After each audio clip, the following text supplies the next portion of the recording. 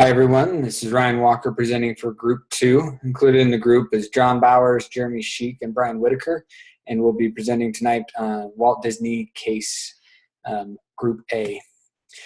So Disney, a takeover target. It's kind of hard to believe, but this actually was the case. Considering where they are today, it's kind of shocking. But at one point, back in the mid-'80s, they had such declining financial performance that led to them being a takeover target. They also had stagnated stock prices.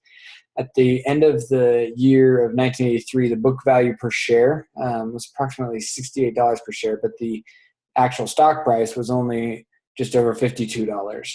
And at this time, analysts and other people in the industry were publishing things related to the breakup value of Disney. So breaking up their different segments, which we'll talk about here in a second, and estimating that value as high as $110 a share. Obviously a huge premium over the $52 that the actual stock price was at the time. So those major business segments that I was talking about were the following three: motion pictures, entertainment and recreation, and consumer products. Motion pictures, kind of what we know Disney to be. This is what really had kicked Disney off, set them apart. They had this desirable competitive position with the unique animation capabilities that focused on family-friendly entertainment for both children and parents alike. At the time of this case, they had strayed from the core competencies and started producing live-action films, and they'd really increased their focus on the two segments below, kind of leaving motion pictures in the dust a little bit. Entertainment and recreation produced 79% of Disney's revenue and 90% of total profits in 1983. So this had become a huge portion of their business, obviously, with Disneyland and Disney World, Disney in Japan, and so on and so forth. And then the licensing side of it is the consumer product side. Consistently profitable, but flat operating income, and obviously it wasn't a huge part of the total profits for the company as a whole. So how do you really judge the performance of a company? And the main core way to judge this is value creation. Is the company following a corporate theory that provides vision and perspective to create value? And they can do this, as we learned through the book and the lectures, that through three main areas: foresight, insight, and cross-sight.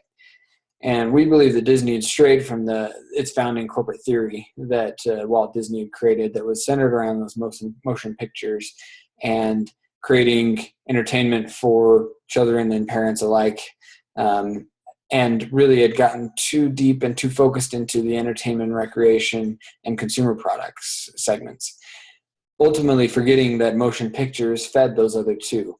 It was the characters, it was the films that led to the intense success of the entertainment and consumer product segments.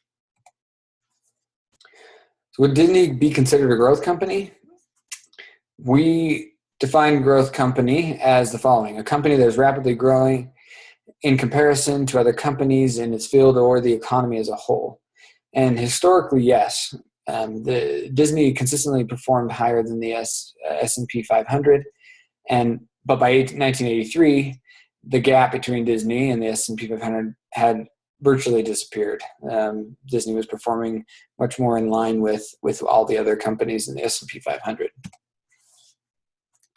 So how should Disney respond to Steinberg's offer to take over the company? And should they pay Greenmill to get him to go away? We believe that Disney really should not pay Greenmill because of the issues that it creates. Ideally, the company should unite management and its shareholders and commit to only paying the market value, the $65.13 at the time. But it's not that simple.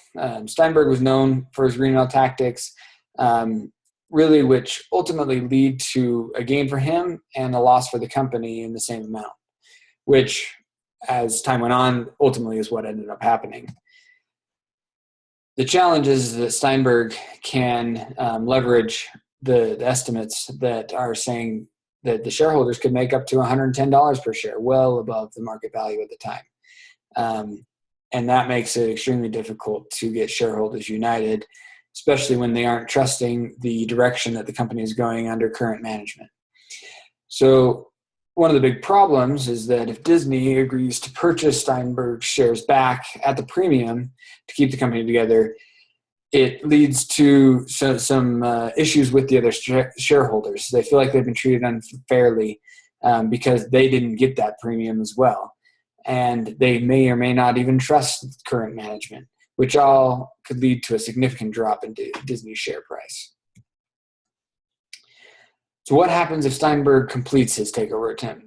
Steinberg has the potential to make a lot of money. Obviously, his maximum offer in the case was $72.50 per share. He has the potential to earn up to $110 per share. And the big debate for the other shareholders to consider when debating whether they should let Steinberg take over the company is, do they believe in the long-term value creation potential of the management that is currently in place, or would they rather try and turn that quick profit? There obviously is risk. Maybe they can't get the $110 per share. Some of the estimates from analysts were as low as $60 per share. But the odds are that they probably could make a quick profit based on Steinberg and the analyst estimates. That wraps up our case. Thanks for your time.